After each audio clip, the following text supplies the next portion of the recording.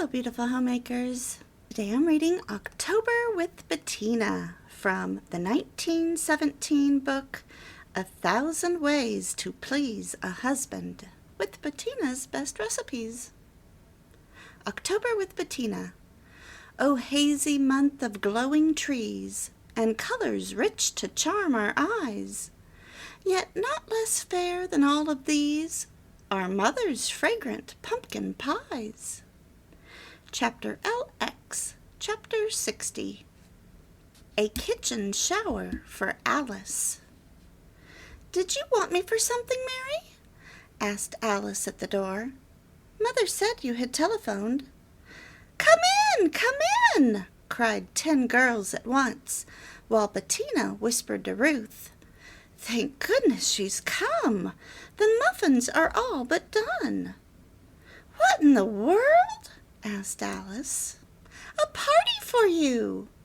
And I'm wearing my old suit.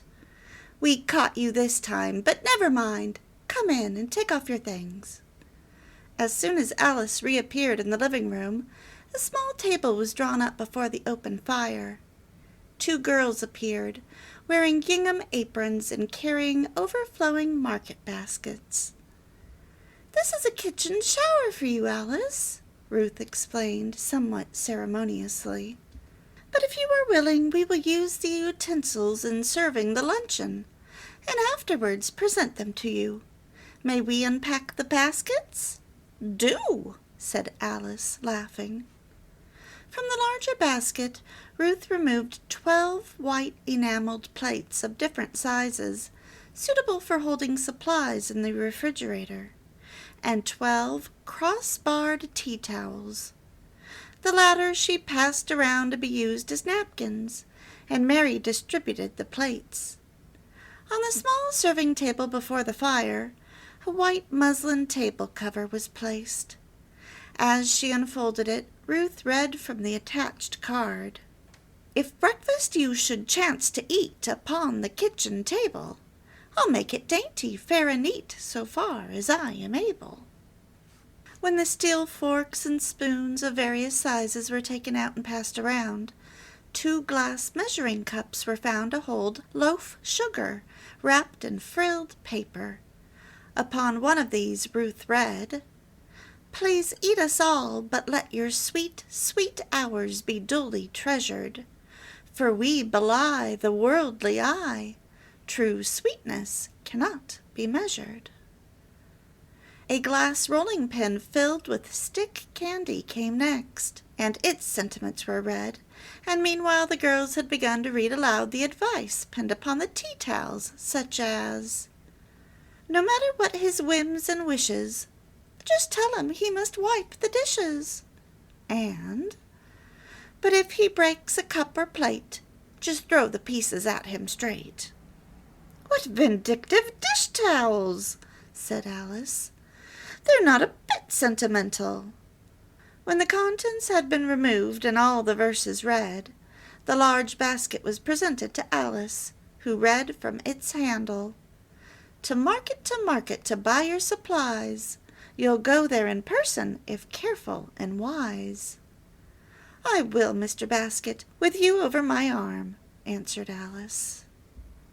Meanwhile the girls had carried in the salad in an earthenware mixing bowl, the muffins heaped high in a small basket with a dainty dustcloth over them, the coffee in a large enameled pitcher, and the molasses puffs wrapped in frilled paper in a basket suitable for holding supplies. Bettina's apples were arranged in 2 flat enameled pans. All the food was served informally from the small table, and the merriment grew as the luncheon progressed. "I wish that all the meals Harry and I have together might be as jolly as this one. I'm sure I should be glad to eat always from kitchen dishes, if that is what makes the fun," said Alice. At the kitchen shower, the luncheon was as follows: Bettina's potato salad, Bettina's spiced beets, Twin Mountain muffins, currant jelly, molasses puffs, Bettina's apples, coffee, and stick candy. Chapter 61. a rainy night meal. "Why, Bob, I thought you'd be miles away by this time," cried Bettina, as Bob came into the house at the usual time one evening. "They called off our trip on account of the weather, and I supposed you'd be at your mother's." "It was raining, so I decided to build a cozy little fire in the fireplace and stay at home." "Well, I'm glad you're here. I was expecting to come home to a cold, dark house, and this is much more cheerful." "And I expected not to see you till midnight, so I'm well suited too. But, Bobby, you mustn't complain if I give you a pick-up meal. I expected to eat only a lunch myself." "I don't care what you give me, just so it's hot. My walk through the rain has given me an appetite. I'll help you get supper and wash the dishes, Bettina, and then afterward we'll pop corn and toast marshmallows by the fire. What do you say?" "Fine, Bob. I cooked some celery today, just a little, and I think I'll fix celery au gratin for you. The cookie jar is full of rocks." "A full cookie jar, Bettina! That ought to be the symbol of our happy home. May it always be full." "You're altogether too oratorical for a staid married man, Bob. Well, as I was saying, here is applesauce, and I'll soon have some emergency biscuits stirred up. Then, with scrambled eggs—" "Hurry, Bettina! My appetite grows with every dish you mention." They had a meal of scrambled eggs, celery au gratin, emergency biscuit, fresh applesauce, rocks, and coffee. And I'm going to read you what rocks are. 2 dozen. 1½ cups of brown sugar, 2/3 cup butter, 2 eggs, 1 teaspoon cinnamon, 1/4 teaspoon ground cloves, 1/4 teaspoon salt, 2½ cups flour, 1 teaspoon soda, 1½ cups chopped nut meats and raisins, 1 teaspoon vanilla. Cream the butter, add the sugar, and cream the mixture. Add the eggs well beaten and the remaining dry ingredients except nuts and raisins sifted together. Mix well. Add the nut meats and chopped raisins and vanilla. The mixture should be very stiff. Drop from a spoon onto flat buttered pans or preferably onto a buttered baking sheet. Bake about 12 minutes in a moderate oven. Bettina keeps rocks in a stone jar and finds that they keep well and are really better when a day old. Chapter 62. Alice Gives a Luncheon. "These are the first baking powder biscuits I have ever made for company," said Alice.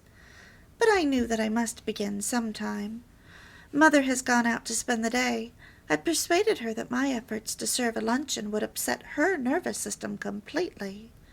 Just think, girls, you are at my mercy, for I have prepared this humble repast with my own useless hands." "Shame on you, Alice! Don't pretend to be so humble. You do everything so easily that I'll not be surprised to see you papering your own house, and acting as your own plumber, and doing every other hard thing. A useless butterfly like you, who turns out to be so competent after all, is the despair of all of us plodders, who have always plodded and always will." And Ruth sighed. "Never mind, Ruthie," said Bettina. "I've eaten a mighty fine luncheon that you cooked yourself. 4 or 5 courses, if I haven't forgotten." "Yes, and I worried every minute during that day." "We all do at first, except maybe Alice." "Why worry?" said Alice. "Seems to me I've heard that expression before. You girls won't die if the biscuits do fail. I'll give you bread. Harry and I are going to laugh at our own mistakes and enjoy them. Isn't that a good philosophy? But girls, to get down to biscuits, I want to ask you, one and all, collectively and individually, to be in my wedding party, with the addition of a sister who isn't here.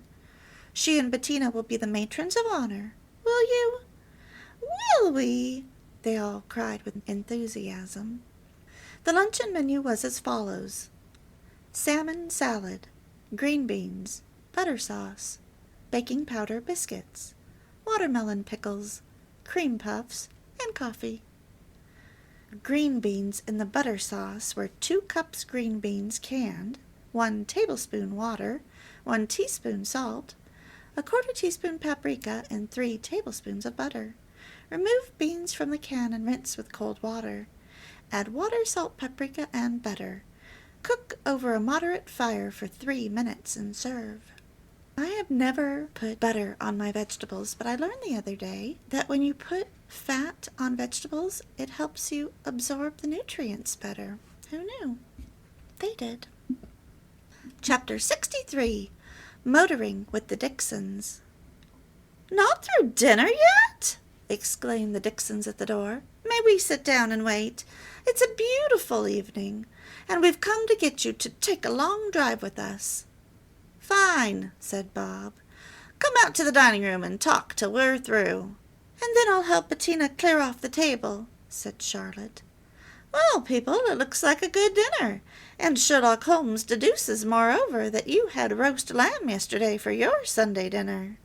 "You might also deduce that we had baked potatoes, from which these creamed ones are made," laughed Bettina. "Nothing else to guess at, except that part of a cabbage made cold slaw yesterday, and a scalloped cabbage today. And my dessert, while simple, has no secret past," she added as she removed the first course. "A plain and simple custard, that's all." "Suits me," said Bob heartily, "especially when it's cold like this." "By the way, Bettina," said Charlotte, "did you ever get rid of those black ants you were telling me about?" "Yes, I've never seen one since." "Well, you know how worried I was about the little red ones that bothered me. Aunt Isabel in a letter gave me a remedy that has worked like magic." "Aunt Isabel has her uses after all," teased Frank. "I should say she has. She knows all about housekeeping from A to Z. Her remedy sounds queer, but I can vouch for its efficacy. So if anyone else ever asks you what to do for red ants, you tell them this, Bettina. I took some covers from baking powder cans, and some mason jar covers, and some pie tins, and chalked the sides well with common school crayon. Then I set them on the pantry shelves to hold dishes of whatever kinds of food the ants liked. The ants never climbed over these chalked covers, and soon they had all disappeared. I don't have to use the chalked tins any more, but if I ever see a red ant in my pantry again, I'll get out the chalk." "Couldn't you make a heavy chalk mark on the shelf paper around the dish of food?" asked Bob. "I tried that, but it didn't do any good. But the other way worked beautifully." "I'm glad to know about that," said Bettina. "Well, Bob, are you ready? It will only take a few minutes to carry out the dishes and pile them up. I'm sorry we've kept you people waiting." For dinner that night they had cold sliced lamb, creamed potatoes, chili sauce, a scalloped cabbage, bread, butter, and baked custard. Chapter 64, Ruth Makes Baking Powder Biscuits. "Oh, Ruth!" called Bettina from her door to Ruth, who was walking past. "Come in and stay to dinner." "My dear, I'd love to, but I'm going to have baking powder biscuits, and I remember that you were longing to learn how to make them." "Oh, Bettina, would you really show me? I'll simply have to come then." "I hesitated because Aunt Martha is here, but I know she'll excuse me for one evening. What time is it? 5? I'll take these packages home and be back in 15 minutes. When Ruth returned, she found Bettina in her kitchen with all of the ingredients for the biscuits set out on the table. "Perhaps 2 cups of flour will make too many for 3 people," Bettina said. "But Bob has a good-sized appetite these crisp fall days, and he's fond of biscuits with jelly. Now, Ruth, you can get to work.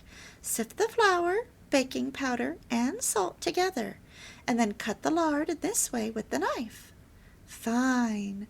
Now, add the milk very slowly. Perhaps it will take a little more than 2/3 of a cup. It all depends on the flour. There. Now pat the dough into shape on this floured board, and then you can cut the biscuits out with this little cutter. Yes, about 3/4 of an inch thick. Ruth, those look fine. We'll wait a little while to bake them. They're better perfectly fresh. Set them out in the cold there until I have fixed the macaroni. and they can pop into the oven at the same time. That was so easy, Bettina. I do hope these biscuits will be good. The dinner consisted of lamb chops, macaroni and cheese, sliced tomatoes, baking powder biscuits, jelly, apple tapioca pudding, and cream. Macaroni and cheese, 3 portions, a half-cup macaroni broken into pieces, 1 quart water, 1 teaspoon salt, 2 tablespoons butter, 4 tablespoons cheese cut in small pieces, 1½ cups milk, a half a teaspoon salt, a 1/4 teaspoon paprika, 3 tablespoons flour. Cook the macaroni in the boiling salted water until tender, about 15 minutes. Drain and rinse thoroughly with cold water. Melt the butter, add the flour, salt, and pepper. Gradually add the milk and cheese. Cook 3 minutes. Add the macaroni. Mix well and pour into a well-buttered baking dish. Place in a moderate oven and cook 20 minutes. Baking powder biscuits make 15 biscuits. 2 cups of flour, 4 teaspoons baking powder, a half a teaspoon salt, 3 tablespoons lard, 2/3 cup milk. Mix the flour, baking powder, and salt and cut in the fat with a knife. Slowly add the milk. More or less may be required as it depends on the flour. Pat into shape 3/4 of an inch thick. Cut with a cutter. Place side by side on a tin pan. Bake in a hot oven 12 to 15 minutes. Chapter LXV 65 Plans for the Wedding. Oh, Bob, I can hardly wait to tell you all of Alice's wonderful plans, said Bettina. Don't wait, then. Say, these are my favorite potatoes, all right. Well, what about the wedding? All the gowns are being made, I suppose? Yes, indeed. You know the 4 bridesmaids are to wear lavender mullein over lavender taffeta, very fluffy and short. Can you picture them in your mind, Bob? Not exactly, but go on. Well, they're nearly finished. I saw them today, and they're lovely. The girls are to carry lavender mullein muffs, too, the round kind with fluffy bows at each end, and little pink rosebuds around the hand, you know. Then a corsage bouquet of violets with a pink rose in the center will be pinned on each muff. The bridesmaids will also wear lavender mullein hats with fluffy tam-o'-shanter crowns and pink rosebuds around them. Is that what you'll wear? No, Lillian and I are the matrons of honor, and we will be all in white, with white muffs and corsage bouquets of pink roses on them. Won't that be lovely? I don't know yet whether Lillian's little Elizabeth, who will scatter rose petals from a fluffy long-handled basket, is to wear pink or white. Oh, I wish you might have seen the girls this afternoon. We tried on our dresses and planned the hats and muffs. I shall begin my muff this evening. Won't that be exciting? For dinner that night they had pork chops, Bettina's potatoes, date bread, butter, head lettuce, French dressing, chocolate sponge cake, and coffee. We will continue with more chapters in the next video.